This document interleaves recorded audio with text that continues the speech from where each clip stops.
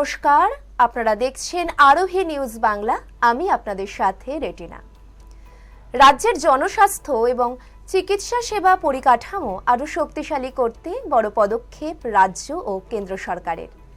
পশ্চিমবঙ্গের স্বাস্থ্য ব্যবস্থার মনোন্নয়ে এবার কেন্দ্র থেকে অনুমোদন করা হলো 2103 কোটি টাকা।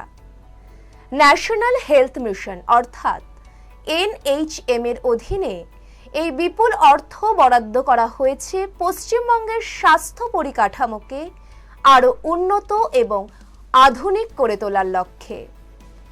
রাজ্য স্বাস্থ্য দপ্তর সূত্রে খবর, অনুমোদিত এই অর্থ মূলত ব্যয় করা হবে জেলা এবং গ্রামীণ স্তরের স্বাস্থ্য পরিষেবাকে আরও শক্তিশালী করতে। প্রাথমিক স্বাস্থ্যকেন্দ্র থেকে শুরু করে মাধ্যমিক এবং উচ্চতর স্বাস্থ্যকেন্দ্র পরিকাঠামোগত উন্নয়ন করা হবে বিভিন্ন স্তরে। তবে শুধু হাসপাতাল বা স্বাস্থ্যকেন্দ্রের বিল্ডিং তৈরি কিংবা পরিকাঠামো উন্নয়নই নয়, এই বিপুল বরাদ্দের আওতায় রয়েছে আরও একাধিক গুরুত্বপূর্ণ পরিকল্পনা। রাজ্য জুড়ে নতুন মেডিকেল কলেজ স্থাপন, চিকিৎসকের ঘাটতি মেটানো, হাসপাতালে প্রয়োজনীয় ওষুধের সরবরাহ নিশ্চিত করা, এগুলোকেও দেওয়া হচ্ছে বিশেষ গুরুত্ব। কারণ রাজ্যের স্বাস্থ্য পরিষেবার ক্ষেত্রে অন্যতম বড় চ্যালেঞ্জ হলো শহর এবং গ্রামাঞ্চলের মধ্যে চিকিৎসা পরিষেবার ব্যবধান। বিশেষ করে প্রত্যন্ত এবং প্রান্তিক এলাকার মানুষকে অনেক সময় উন্নত চিকিৎসার জন্য ছুটতে হয় জেলা সদর কিংবা বড় শহরের হাসপাতালে। এই পরিস্থিতির পরিবর্তন করাই এখন বড় লক্ষ্য। গ্রামাঞ্চলের মানুষ যাতে নিজের এলাকার কাছাকাছি প্রয়োজনীয় চিকিৎসা পরিষেবা পান, সেই লক্ষ্যে স্বাস্থ্যকেন্দ্রগুলির পরিকাঠামো উন্নয়ন এবং পরিষেবা সম্প্রসারণের ওপর জোর দেওয়া হচ্ছে। এর পাশাপাশি স্বাস্থ্য পরিষেবাকে আরও আধুনিক করার জন্য নেওয়া হচ্ছে ডিজিটাল ব্যবস্থার সাহায্য। চালু করার পরিকল্পনা রয়েছে ডিজিটাল হেলথ রেকর্ড। এর ফলে একজন রোগীর চিকিৎসা সংক্রান্ত তথ্য আরও সংগঠিতভাবে সংরক্ষণ করা সম্ভব হবে।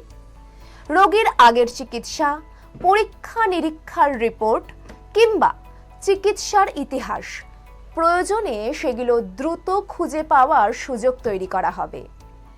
একই সঙ্গে সরকারি হাসপাতালগুলির পরিষেবার ওপর আরও কড়া নজরদারি চালানোর পরিকল্পনাও রয়েছে। অর্থাৎ শুধু অর্থ বরাদ্দ করলেই হবে না, সেই অর্থ সঠিক জায়গায় এবং সঠিকভাবে ব্যবহার হচ্ছে কিনা, স্বাস্থ্য পরিষেবা সাধারণ মানুষের কাছে পৌঁছাচ্ছে কিনা, তার ওপরও নজর রাখা হবে। আর সাধারণ মানুষের জন্য আরও গুরুত্বপূর্ণ বিষয় হলো চিকিৎসার খরচ কমানোর উদ্যোগ।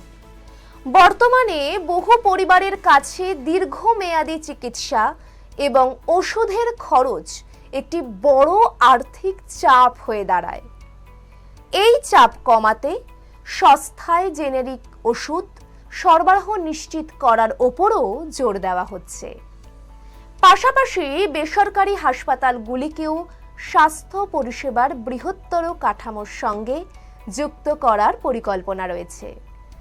আর্থিকভাবে পিছিয়ে পড়া রোগীদের জন্য বেসরকারি হাসপাতালেও নির্দিষ্ট শতাংশ বেড সংরক্ষণের যে নতুন নির্দেশিকা রয়েছে তা দ্রুত বাস্তবায়নের রূপরেখা তৈরি হচ্ছে।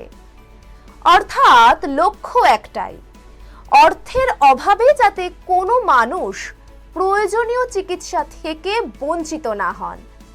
চিকিৎসা বিশেষজ্ঞদের মতে এই বিপুল অর্থ যদি পরিকল্পনা অনুযায়ী এবং স্বচ্ছভাবে বাস্তবায়ন করা যায়, তাহলে পশ্চিমবঙ্গের স্বাস্থ্য ব্যবস্থায় তার ইতিবাচক প্রভাব পড়তে পারে।